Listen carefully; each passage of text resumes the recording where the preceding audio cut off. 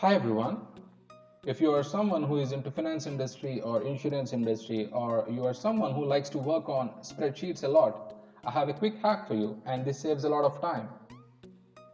So while you're working on spreadsheets, you may need to use calculator application as well in parallel. So what happens is when you bring up the calculator application on the screen and when you go back to the Excel sheet, the calculator application would get minimized. And when you go back to the calculator application and if you type some numbers and if you want to switch back to the Excel sheet, the calculator application would get minimized automatically.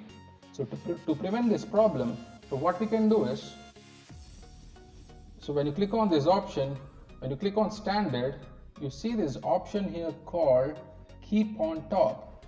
So when you click on it, it stays right on the screen.